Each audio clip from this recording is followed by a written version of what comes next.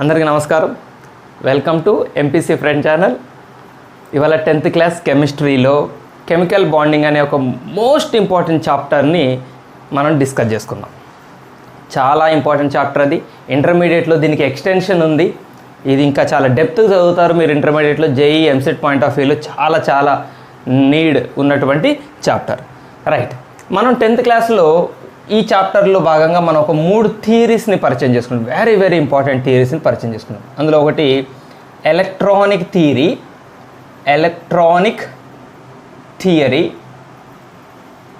Of valence. Electronic theory of valence. సెకండ్ది valence shell electron pair repulsion theory. దీన్ని మనం ముద్దుగా VSEPRT అంటాం. Valency shell electron pair repulsion theory. Third one valence bond theory. James bond theory, VBT అంటాం దీన్ని ముద్దుగా. ఈ 3 థియరీస్ని discuss చేయటంతో ఈ చాప్టర్ ముగుస్తుంది. బ్రీఫ్గా ఈ చాప్టర్ అంటే ఇది కెమికల్ బాండింగ్ 10th క్లాస్ అంటే ఈ 3 థియరీస్, ఒక్కొక్క థియరీ యొక్క డీటెయిల్డ్ ఎక్స్ప్లెనేషను, ఆ థియరీ యొక్క ఫెయిల్యూర్సు, ఆ థియరీని మించి నెక్స్ట్ థియరీ ఎలా ఎవాల్వ్ అయింది, ఈ థియరీని మించి ఈ థియరీని మించి ఇది ఎలా ఇవాల్వ్ అయినాయి, వాటి యొక్క ఫీచర్స్ ఏంటి, మెయిన్ పాస్టులేట్స్ ఏంటి, ఆ థియరీ ఏం చెప్పింది, అండ్ ఆ థియరీ ఏ విషయాలు చెప్పడంలో ఫెయిల్ అయింది. ఇట్లా మనం ఈ 3 థియరీల్ని డీటెయిల్డ్గా చదువుకోవటంతో మనకి ఈ చాప్టర్ పూర్తవుతుంది. ఈ థియరీతో స్టార్ట్ అవుతుంది, ఈ థియరీతో ఎండ్ అవుతుంది. 3 థియరీలు. ఇది కెమికల్ బాండింగ్ 10th క్లాస్ వాళ్ళ చాప్టర్ రఫ్గా. State syllabus, Telangana and AP state సిలబస్లో. రైట్, ఇందులో భాగంగానే మీరు రకరకాల బాండ్స్ని కూడా పరిచయం చేసుకుంటారు. ఒక పదం మాత్రం 3 థియరీల్లో బాగా కనిపిస్తుంది. ఏం పదం అది? వ్యాలెన్స్. ఏదో ఎక్కువ సౌండ్ లాగా వ్యాలెన్స్ అనే పదాన్ని బాగా వాడటం జరిగింది కదా. రైట్, చూద్దాం, డీటెయిల్గా డిస్కస్ చేద్దాం. రైట్, షూరు చేసుకుందాం. చలండి. Electronic theory of valence. దీనికన్నా ముందు కొంచెం ఇంట్రడక్షన్ ఇచ్చుకుందాం. దాన్ని కూడా స్టార్ట్ చేసుకుందాం. దానికన్నా ముందు కొంత ఇంట్రడక్షన్ ఇచ్చుకుందాం. ఈ మొత్తం యూనివర్స్లో చాలా రకాల కాంపౌండ్స్ ఉన్నాయి, ఎన్నో రకాల ఎలిమెంట్స్ ఉన్నాయి. మన చుట్టూ ఉండేవన్నీ కెమికల్ కాంపౌండ్స్, కెమికల్ ఎలిమెంట్స్ ఉన్నాయి. చాలా రకాల చిన్న క్వశ్చన్స్ పిల్లలకి రైజ్ అవుతూ ఉంటాయి. అసలు ఏంటి సార్ ఈ కెమికల్ కాంపౌండ్స్ ఏంటి, HCl ఏంటి, H2O ఏంటి, ఈ H2SO4 ఏంటి సార్ ఇవేంటి, కార్బన్ ఏంటి, నైట్రోజన్ ఏంటి, ఆక్సిజన్ ఏంటి, ఎలిమెంట్స్ ఏంటి, కాంపౌండ్స్ ఏంటి, ఎందుకు HCl, ఎందుకు H2O, ఎందుకు HO2 అని రాయకూడదు, ఎందుకు H2Oనే అవ్వాలి, ఎందుకు NaCl రాయాలి, ఎందుకు NaCl2 రాయకూడదు, ఇక్కడ ఎందుకు 2 రాయకూడదు, ఎందుకు Na2Cl రాయకూడదు, ఎన్నో నెంబర్ ఆఫ్ క్వశ్చన్స్ ఉన్నాయండి. అసలు బాండ్స్ ఎందుకు ఫామ్ అవుతాయి, కాంపౌండ్స్ ఎందుకు ఫామ్ అవుతాయి? సో ఇలాంటి ఎన్నో రకాల క్వశ్చన్స్ జనరల్గా కంటెంట్ గురించి ఆలోచించే పిల్లల మైండ్లలో ఖచ్చితంగా ఒక రకమైన డిస్టర్బెన్స్ని క్రియేట్ చేయాలి, ఒక రకమైన ఇరిటేషన్ని క్రియేట్ చేస్తాయి. ఇవి క్లారిఫై కాకపోతే, ఇవి క్లియర్ కాకపోతే ముందుకు పోలేరు. ఒక పైప్లో వాటర్ ముందుకు పోవాలంటే డస్ట్ ఉండకూడదు, క్లీన్గా ఉండాలి పైపు, వాటర్ ఫ్లోయింగ్ మంచిగా ఉంటుంది. సో ఈ డౌట్స్ అన్నీ అడ్డం పడుతూ ఉంటే సబ్జెక్ట్ ముందుకు పోదు. రైట్, ఇట్లాంటి చిన్న కాన్సెప్ట్స్ని క్లియర్ చేసుకుంటూ కెమికల్ బాండింగ్ ఇంటర్మీడియట్లో చాలా డెప్త్ వరకు వెళ్ళిపోయింది. ఇక్కడ స్టార్ట్ అయ్యి 10th క్లాస్లో ఇలాంటి చిన్న డౌట్స్కి స్పష్టమైన ఆన్సర్లు ఇచ్చుకుంటూ కెమికల్ బాండింగ్ని ఒక ఆర్డర్లో చాలా నీట్గా తీసుకుపోయారు. చాలా బాగుంటుంది, చాలా నీట్గా ఉంటుంది. థియరీ డెవలప్మెంట్ చాలా కనెక్టింగ్గా ఉంటుంది. ఒక థియరీ నుంచి ఇంకో థియరీ ఎట్లా వచ్చింది అనేది కనెక్టింగ్గా ఉంటుంది. మనం ఎక్కడో ఏం చేస్తామంటే ఏదో ఒక థియరీ సగం చదువుతాం వదిలేస్తాం. దాంతో మన కనెక్షన్ మిస్ అవుతుంది. ఆ ముందుదే అయిపోతుంది, ఆ తర్వాత అర్థం కాదు. టోటల్గా చాప్టర్ మనకి ఒక హార్డ్ చాప్టర్గా మిగిలిపోతుందండి. Most of the chapters hard అని పిల్లలు ఫీల్ అయ్యే విషయాల్లో ఇలానే జరుగుతుంది. ఒక కనెక్షన్లో వెళ్ళిపోయే చాప్టర్ని కనెక్షన్ కట్ చేస్తారు చాలామంది పిల్లలు, సగం చదువుతారు. రైట్, ఓకే, హైడ్రోజన్ క్లోరైడ్ ఇవన్నీ ఈ క్వశ్చన్స్ అన్నిటికీ సరైన సమాధానాలు మనం చూద్దాం. అండ్ ఇంకొక క్వశ్చన్ కూడా ఉంది. ఇంకొక క్వశ్చన్ కూడా మనకి మైండ్లో మెదలాలి. ఏంటంటే కొన్ని చాలా విగరస్గా రియాక్ట్ అవుతాయి, కొన్ని కాంపౌండ్స్ కొన్ని ఎలిమెంట్స్ చాలా తొందరగా రియాక్ట్ అవుతాయి, చాలా క్విక్ రియాక్షన్ ఉంటుంది, ఇమీడియట్ రియాక్షన్ ఉంటుంది. కొన్ని రియాక్షన్స్ చాలా స్లో ప్రాసెస్. ఇప్పుడు ఐరన్ ఉంది. ఐరన్ అనేది తుప్పు పట్టడం అంటే ఫెర్రిక్ ఆక్సైడ్, ఆక్సిడైజేషన్ జరగటం అనమాట. ఐరన్ అనేది ఆక్సిజన్తో రియాక్షన్ జరగటం అనేది ఒక స్లో ప్రాసెస్. అది అంటే విగరస్గా ఎమ్మటే ఎందుకు రియాక్ట్ అవ్వవు. కొన్ని పేలుడు పదార్థాలు ఉంటాయి, మనం ఫైర్ అంటిగానే బ్లాస్టింగ్ జరిగిపోతాయి, ఇమీడియట్ రియాక్ట్ అయిపోతాయి. మనం ఒత్తంటించిన నెక్స్ట్ 3 రోజుల తర్వాత కాదు వెళ్ళి. ఇట్లా కెమికల్ రియాక్షన్స్లో కొన్ని ఎలిమెంట్స్ చాలా యాక్టివ్గా పార్టిసిపేట్ చేస్తాయి, తొందరగా రియాక్షన్స్లో ఇన్వాల్వ్ అవుతాయి, చాలా యాక్టివ్ రోల్ని ప్లే చేస్తాయి. కొన్ని ఎలిమెంట్స్ చాలా స్లోగా ప్యాసివ్గా ఉంటాయి. ఇది ఎందుకు జరుగుతుంది మరి? వీటన్నిటికీ ఆన్సర్స్ మనకి ఈ చాప్టర్లో దొరుకుతాయి. సో వీటన్నిటికీ కారణం ఏంటి అంటే, కెమికల్ బాండింగ్ జరగడానికి కూడా కారణం ఏంటి అంటే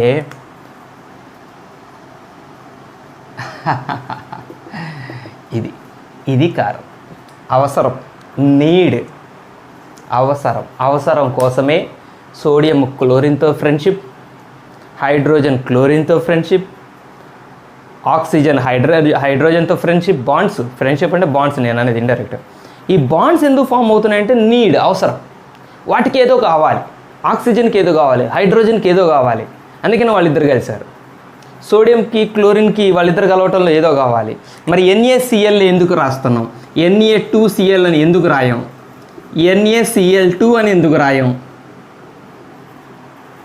సో దీనంతటిని డీటెయిల్గా ఎక్స్ప్లెయిన్ చేసేందుకు ముందుకు వచ్చిన ఒక ఫస్ట్ థియరీయే మనం ఇందాక పరిచయం చేసుకున్న మొదటి theory, electronic theory. Electronic theory of violence. ఈ డౌట్స్ని చాలా బాగా క్లారిఫై చేశారు సైంటిస్టులు లూయిస్ అండ్ కోజెల్. వీళ్ళిద్దరూ కలిసి ఈ థియరీని డెవలప్ చేయలేదు. ఈయన డెవలప్ చేసాడు, ఆయన సెపరేట్, అంటే ఒకరికొకరు సంబంధం లేకుండా చేశారు. మరి ఇప్పుడు ఈ థియరీ డెవలప్ చేసిన క్రెడిట్ ఇద్దరికి పోవాలి కదా, ఇద్దరు పేర్లు వస్తాయి. ఇద్దరు కలిసి ఒకటే కూర్చొని డిస్కస్ చేసిన థియరీ కాదు, రైట్? సో వీళ్ళు డెవలప్ చేసిన థియరీ ఏంటంటే ఎలక్ట్రానిక్ థియరీ ఆఫ్ వ్యాలెన్స్నే మనం ఇంకొక పేరుతో కూడా పిలుస్తుంది. దాని ఏంటంటే ఆక్టెట్ థియరీ అంటాం. ఆక్టెట్ థియరీ చాలా ఫేమస్ కదా. ఆక్టెట్ రూల్ అనేది చాలామంది కెమిస్ట్రీలో కొంత అడ్వాన్స్ లెవెల్స్లో ఉన్న వాళ్ళందరికీ ఆక్టెట్ చాలా పరిచయం. అసలు ఆక్టెటే కదా ఈ ప్రపంచాన్ని శాసిస్తున్నది. ఆక్టెట్ రూల్ వల్లే చాలా జరుగుతుంది. సో ఆక్టెట్ థియరీ అని కూడా అంటారు. ఆ ఆక్టెట్ రూల్ని ఇచ్చింది లూయిస్ ఆక్టెట్ రూల్ అని కూడా మనం అంటుంటాం దాన్ని. ఈ థియరీ ఏం చేసిందంటే వ్యాలెన్స్ ఎలక్ట్రాన్స్ని బేస్ చేసుకొని చెప్పింది. అన్నిటికీ కారణం వ్యాలెన్స్ ఎలక్ట్రాన్స్. అన్ని పనులకి కారణం ఎవరయ్యా అంటే వ్యాలెన్స్ ఎలక్ట్రాన్స్. ఇగో మనం అడుగున క్వశ్చన్స్, NaCl, అసలు NaCl ఎందుకు కలవాలి, లేకపోతే Na2Cl ఎందుకు కాదు, లేకపోతే H2O ఎందుకు రాస్తున్నాం, HO2 ఎందుకు రాయం, అసలు హైడ్రోజన్ ఆక్సిజన్ ఎందుకు కలవాలి,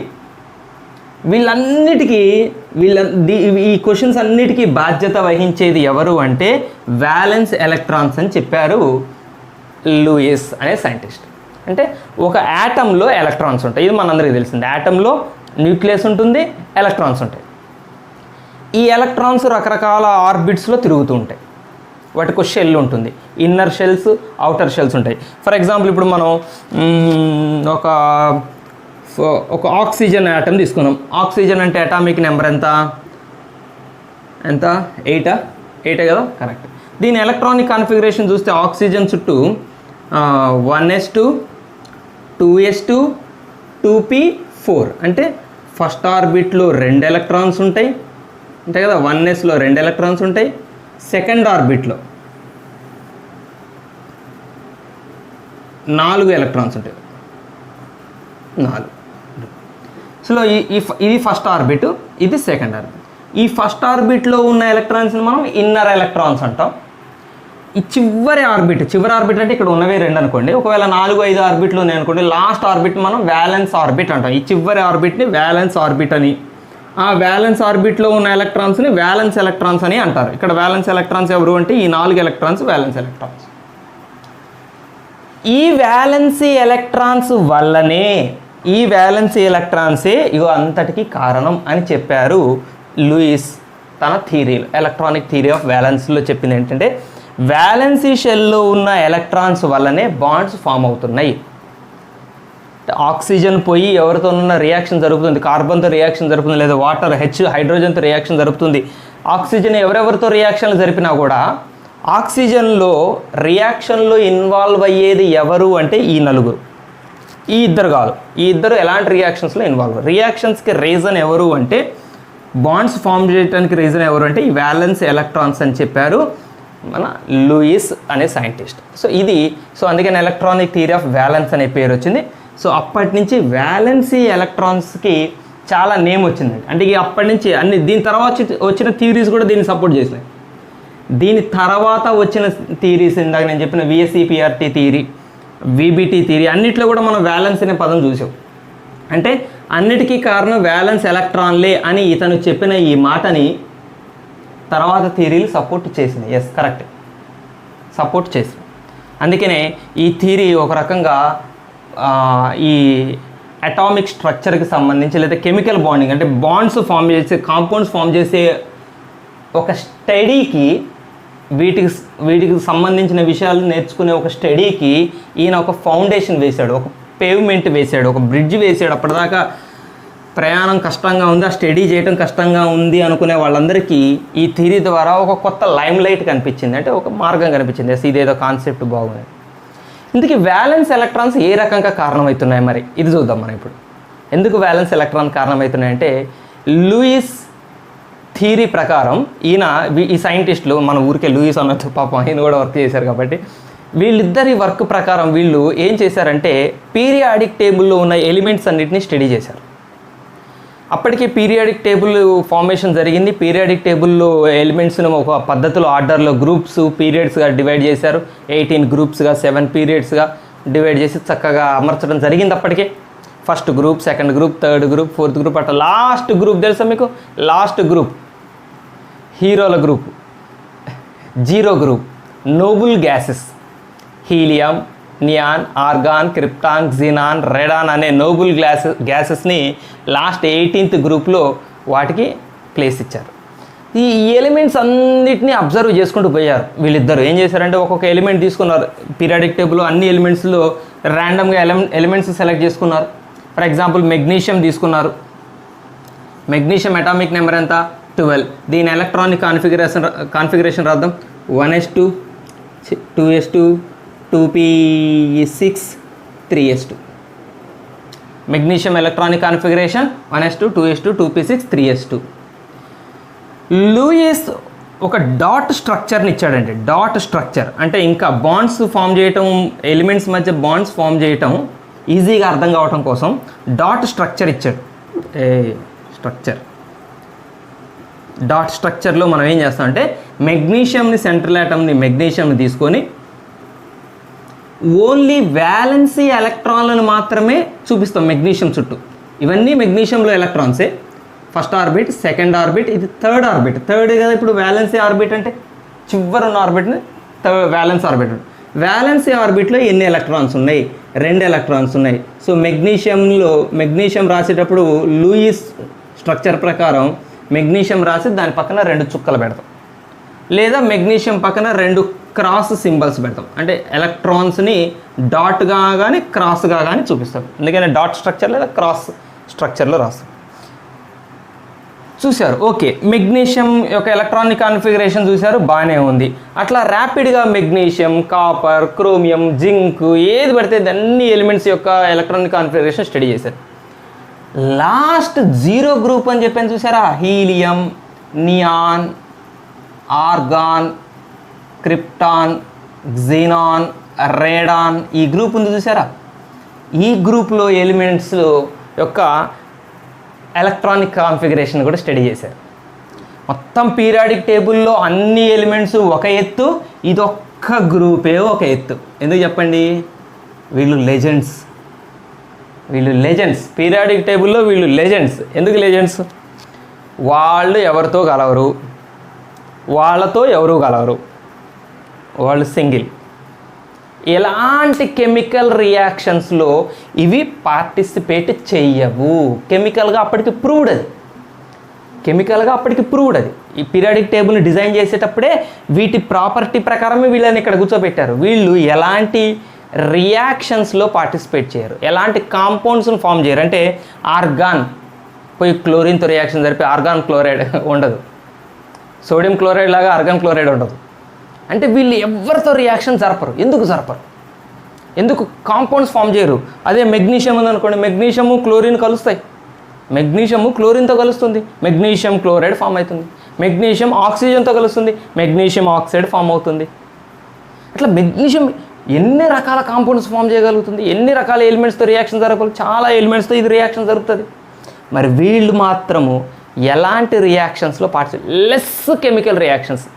ఇక్కడ లెస్ అని ఎందుకన్నారంటే అండి, కొన్ని పెక్యూలియర్ కేసెస్లో, కొన్ని రేర్ కేసెస్లో గ్జినాన్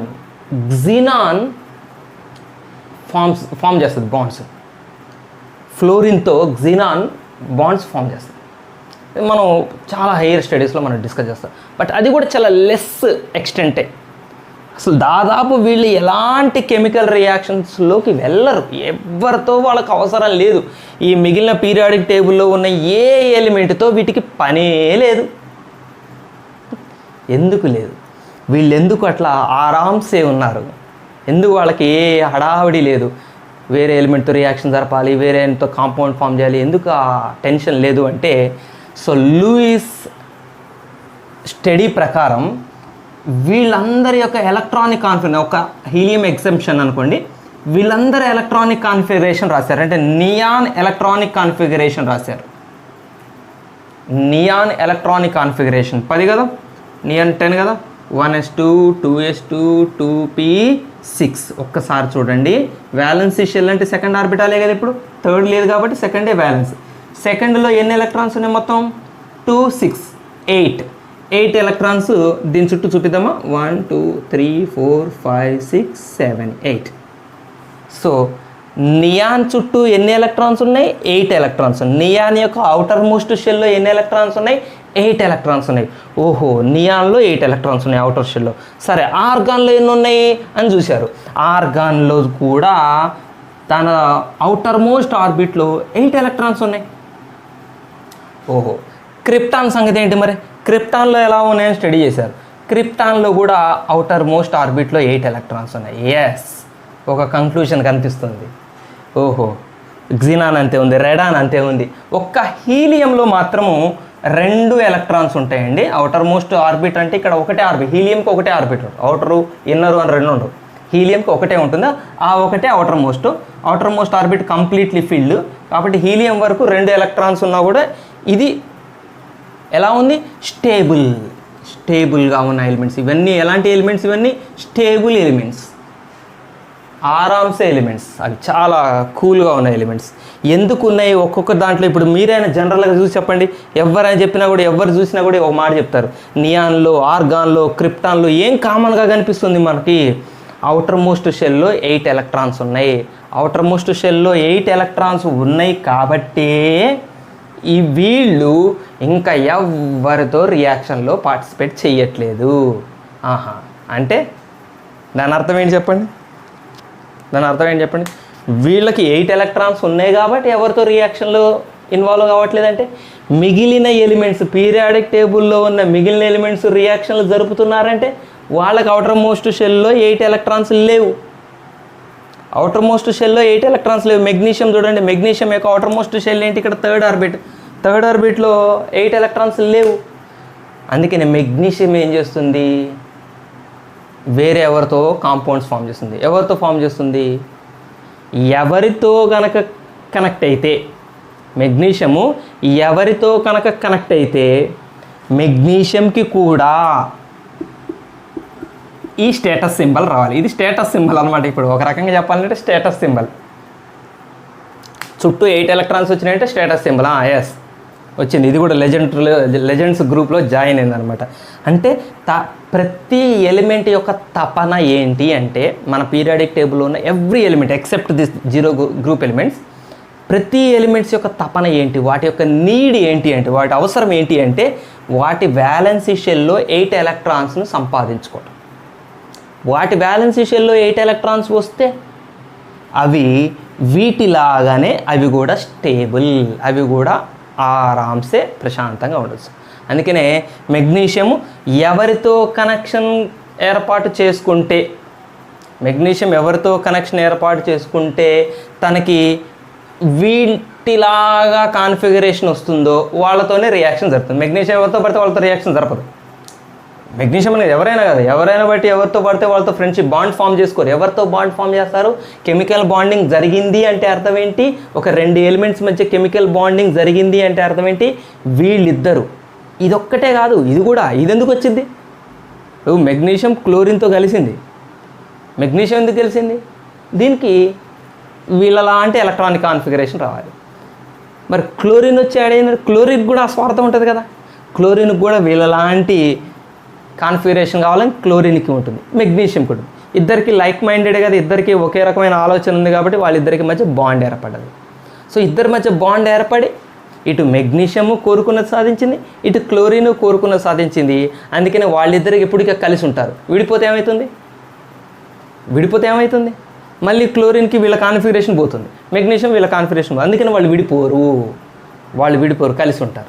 కలిసి ఉండటం ద్వారా ఇద్దరు ఈ కాన్ఫిగరేషన్ సంపాదించుకొని స్టేబుల్ అయ్యారు. అట్లా బాండ్స్ ఫామ్ చేస్తాయి ఎలిమెంట్స్ ఇంకొక ఎలిమెంట్స్తో. వేరే ఎలిమెంట్స్తోనే ఒక్కోసారి ఒక ఎలిమెంట్ తనలాంటి ఇంకొక ఆక్సిజన్తో O2 ఆక్సిజన్తో రియాక్షన్ జరుగుతుంది, బాండ్ ఫామ్ చేయొచ్చు. కార్బన్తో చేయొచ్చు, సేమ్ ఎలిమెంట్స్తో చేయొచ్చు, డిఫరెంట్ ఎలిమెంట్స్. కానీ రీజన్ ఏంటి అంటే వీటిలాగా వీళ్ళందరూ స్టేబుల్గా ఉండాలని వీళ్ళందరికీ కోరిక.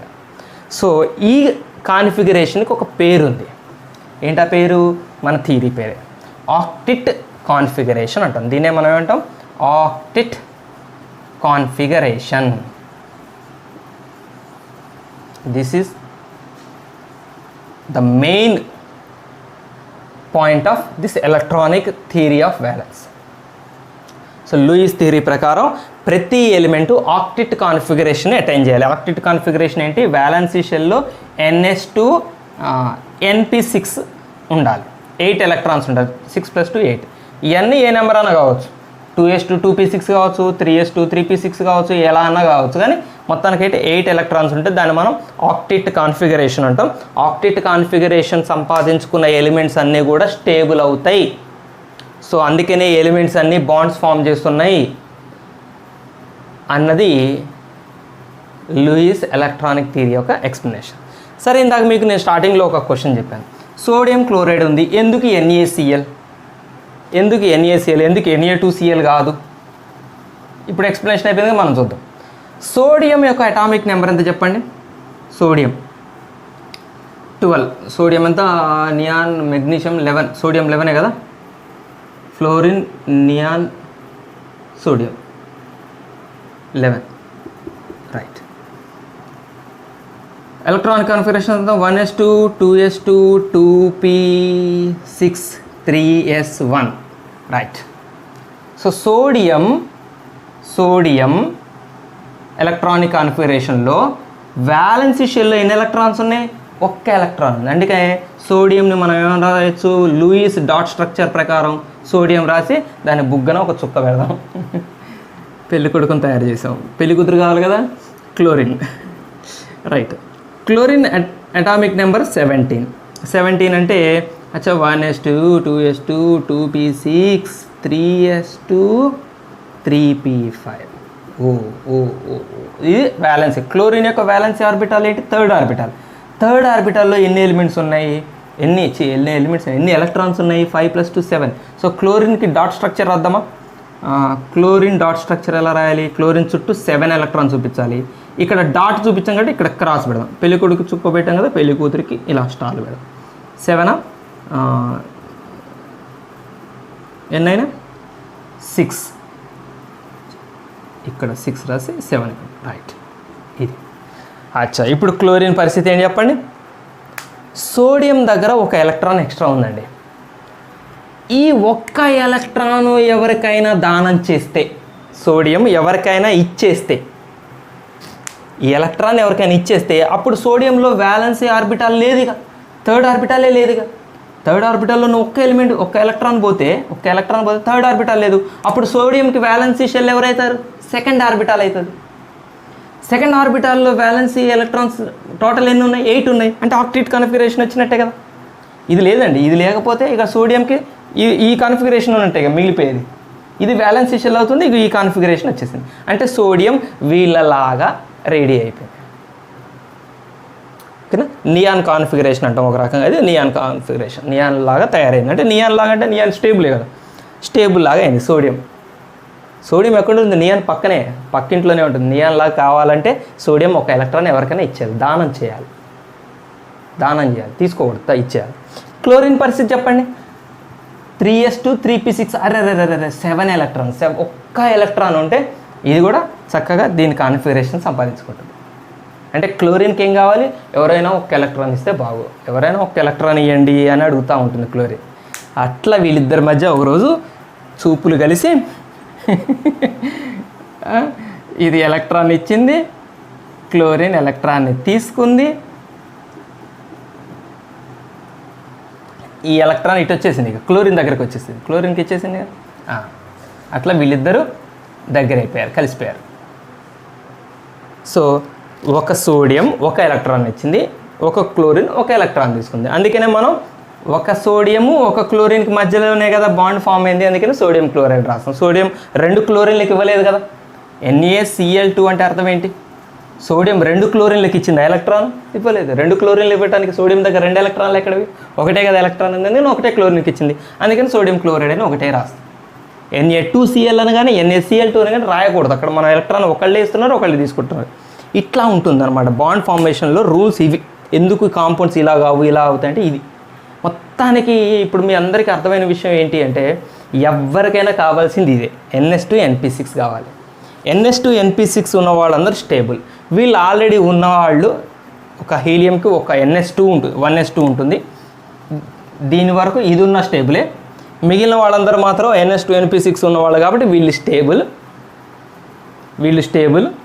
సో వాళ్ళలాగా కావాలని మిగిలిన వాళ్ళందరూ కోరుకుంటారు కాబట్టి మరి పాపం దేవుడు వాళ్ళకి ఇవ్వలేదు కదా ఆ ఎలక్ట్రాన్స్ కరెక్ట్గా NS2NP6 స్ట్రక్చర్ దేవుడు వాళ్ళకి ఇవ్వలేదు కాబట్టి అవి ఏం చేస్తాయి, అండర్స్టాండింగ్లో వేరే ఎలిమెంట్స్తో జత కడతాయి. కట్టడం ద్వారా 8 electrons సంపాదించుకుంటాయి.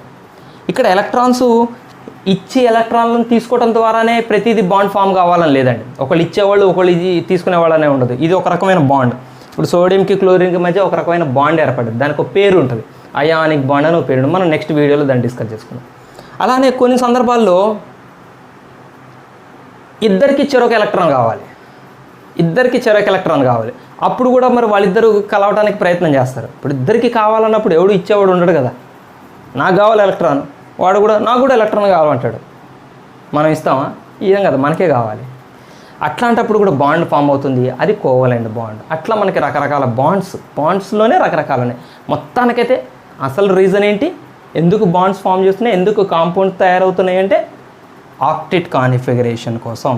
This is electronic theory of violence. ఇది లూయిస్ చెప్పినటువంటి electronic theory of valence. So వీటన్నిటికీ కారణం ఎవరు అంటే వ్యాలెన్స్ ఎలక్ట్రాన్సే కదా. ఈ ఇన్నర్ కోర్లో ఉన్నటువంటి ఎలక్ట్రాన్స్కి ఏం సంబంధం లేదు ఈ బాండ్ ఫార్మేషన్స్లో. అన్నిట్లో పార్టిసిపేట్ చేసేది మనం చూసేది వ్యాలెన్స్ ఎలక్ట్రాన్లని. ఇక్కడ వ్యాలెన్స్ ఎలక్ట్రాన్ ఒకటి ఉంది, ఆ ఒకటి ఎవరికైనా ఇచ్చేయాలి. ఇక్కడ వ్యాలెన్స్ ఎలక్ట్రాన్లలో ఒకటి తక్కువ ఉంది, ఎవరైనా ఇస్తే తీసుకోవాలి. అట్లా మనం ఓన్లీ వ్యాలెన్స్ ఎలక్ట్రాన్ల గురించే డిస్కస్ చేస్తాము. ఇది మనకి లూయిస్ అండ్ కోజెల్ కలిసి మనకి ఎక్స్ప్లెయిన్ చేసిన థియరీ. ఓకే, సో ఇప్పుడు చెప్పాను కదా రకరకాల బాండ్స్ ఫామ్ అయితేనే.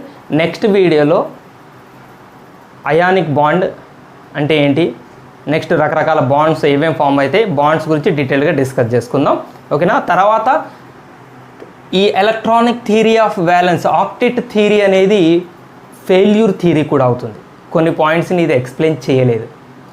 ఏ విషయాల్లో ఈ థియరీ ఫెయిల్ అయింది అనేది మనం తెలుసుకోవాలంటే ముందు అయానిక్ బాండ్ కోవలెంట్ బాండ్లను కూడా పరిచయం చేసుకోవాలి. కోవలెంట్ బాండ్ తర్వాత నెక్స్ట్ వీడియోలో నేను ఈ థియరీ యొక్క ఫెయిల్యూర్ పాయింట్స్ని మీతో డిస్కస్ చేసుకుంటాను. అంతవరకు సెలవు. అందరికీ జై హింద్.